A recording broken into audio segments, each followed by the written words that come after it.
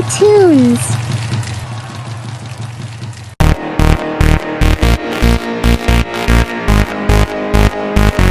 Aerial view of ancient Israelite and Philistine armies, facing each other across a valley. The sun glints off weapons and armor as dust swirls between the two forces. Two armies stood frozen in fear. For 40 days, neither side had dared to move. The reason? A giant. A man so tall and fierce that the bravest warriors trembled at the mere sight of him. Send out your champion. Why should whole armies fight when two men can decide the battle? If your man defeats me, we will be your servants, but when I kill him, you will serve us. But no one dared to face the giant. No one, except a shepherd boy. Far from the battlefield, in the hills of Bethlehem, lived a boy named David. The youngest of 8 brothers, David was a shepherd, a musician, and a dreamer. But he was also something more. David jumps up, hearing a distant bleat of distress. He grabs his staff and sling, running toward the sound. David confronts a wolf threatening one of his lambs.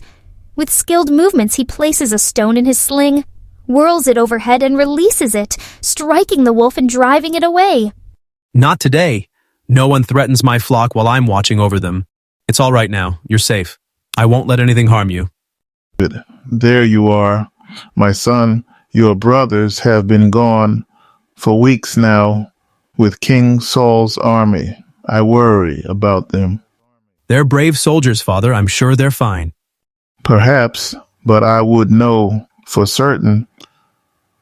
Tomorrow I want you to take food to them and bring back news of their welfare. But Father, who will watch the sheep? The servants can manage for a few days. This is important, David. The Philistines threaten our very existence. David looking thoughtful, nodding respectfully. Yes, Father. I'll leave it first light.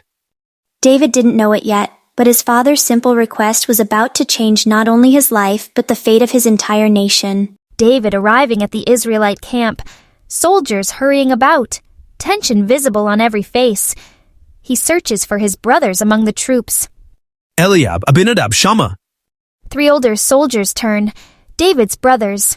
Eliab, the oldest, looks annoyed at seeing his little brother. David, what are you doing here? Who's watching Father's sheep? Father sent me to bring you supplies and see how you're faring. The ground seems to shake as a booming voice echoes across the valley. David looks curious, while his brothers and the other soldiers look terrified. Where is your champion, Israel? Are you all cowards? Send someone to fight me. David pushes through soldiers to see Goliath standing in the valley, massive and intimidating. Who is that Philistine, and why does everyone look so afraid? That's Goliath of Gath. He's been taunting us for 40 days. No one dares to fight him. He's over 9 feet tall. But he's insulting the armies of the living God. How can we let him do that? Eliab grabs David's arm, pulling him back from the edge of the camp. Be quiet, little brother. This isn't one of your wild animals. This is war, and that is a trained killer who has been fighting since before you were born. David's face shows determination rather than fear as he watches Goliath return to the Philistine lines. Someone should stand up to him. As David moved through the camp, he kept hearing soldiers talk about the reward King Saul had promised to anyone brave enough to face Goliath. The king offers his daughter in marriage and great wealth to whoever defeats the giant. What good is wealth if you're dead? No one can defeat him. David approaching a group of officers, his posture straight and confident, despite his youth and simple clothing. I'll fight this Philistine. The officers laugh, but one notices David's serious expression and takes him to King Saul's tent. Inside the royal tent, David stands before King Saul, who looks battle-worn and weary. You cannot fight this Philistine. You're just a boy, and he has been a warrior all his life. My lord, I have been tending my father's sheep, and when a lion or bear came and took a lamb from the flock, I went after it. I struck it and rescued the lamb from its mouth. The Lord who delivered me from the paw of the lion and the bear will deliver me from the hand of this Philistine. Go then, and may the Lord be with you. Saul's attendants bringing his own royal armor to David, helping him put it on. The armor is far too big, making David look almost comical. I cannot go in these. I'm not used to them. David removing the armor, returning to his simple shepherd's tunic. He picks up his staff and sling. I'll go with what I know. David walks to a stream, kneeling down to select 5 smooth stones, placing them carefully in his shepherd's pouch. Many watching thought David was being foolish, rejecting the king's armor. But David understood something they didn't. Sometimes our greatest strength comes not from trying to be someone else, but from embracing who we truly are.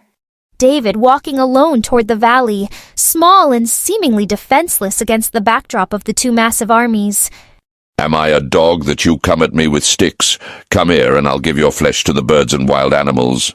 David continuing forward, unflinching, his expression peaceful yet determined.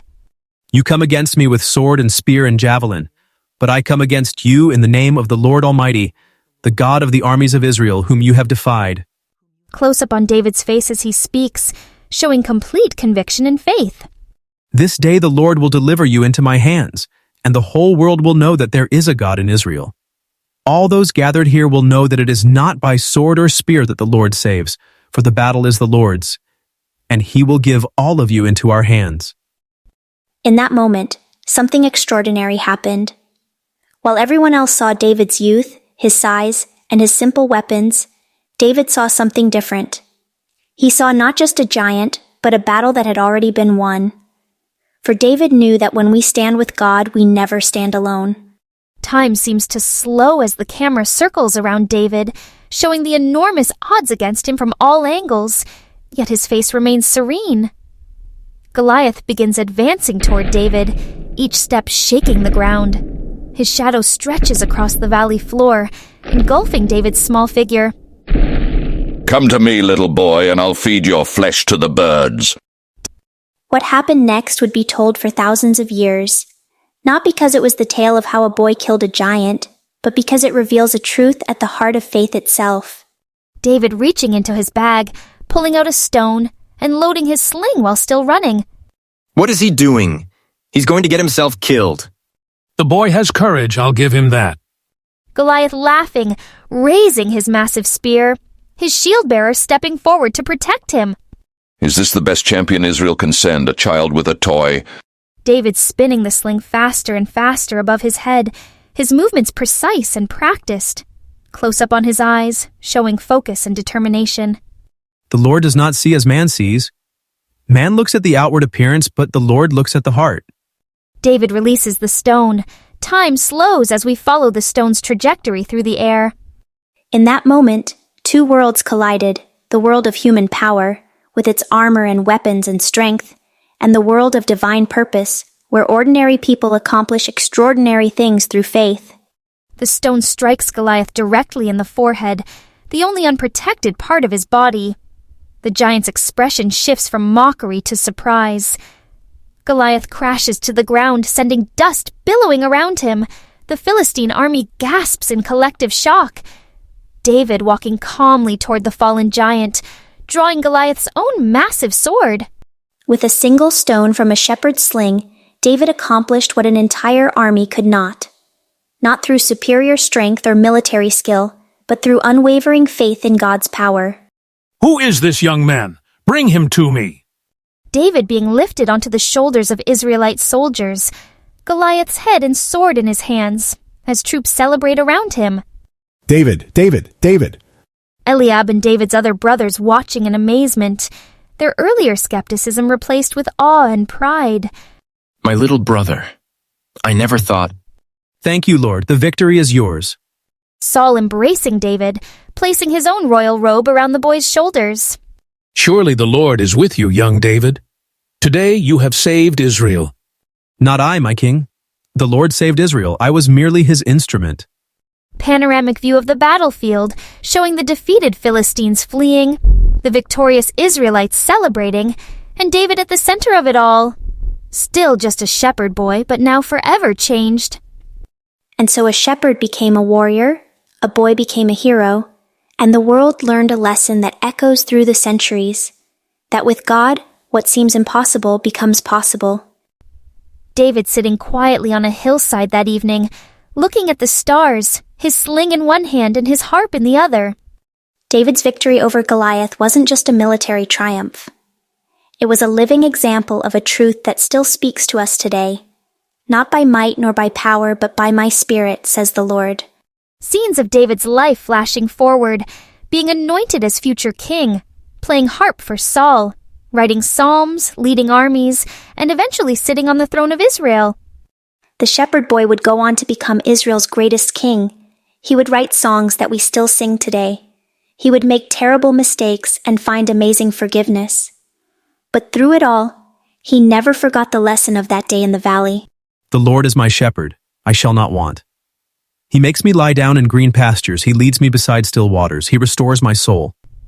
We all face giants in our lives. Problems that seem too big, challenges that appear impossible, fears that loom large. But David's story reminds us of a powerful truth. Sometimes the greatest victories come not from our strength, but from our faith. 1 Samuel 16:7 tells us, "The Lord does not look at the things people look at. People look at the outward appearance, but the Lord looks at the heart." God doesn't need us to be the strongest, the smartest, or the most talented. He simply asks us to be faithful and to trust Him. Final image of David's sling and 5 stones beside an open Bible. What giants are you facing today? And what smooth stones of faith are in your hand? As you think about David's story, consider these questions with your family or friends. What giants are you facing in your life right now? How might God be calling you to face them with faith rather than fear? David used the skills and tools he already had, his sling and his courage. What gifts or abilities has God given you that might be used for His purposes? David saw the situation differently than everyone else. While others saw a giant too big to hit, David saw a target too big to miss. How might God be asking you to see your challenges differently? Remember, courage isn't the absence of fear, but the presence of faith. Just as God was with David, He is with you in every challenge you face. You are never alone. Thank you for joining us for The Brave Shepherd Boy. Until next time, may you find the courage to face your giants with faith. Thanks for watching. If this story touched your heart, like, share, and subscribe for more biblical adventures. Stay blessed and see you in the next story.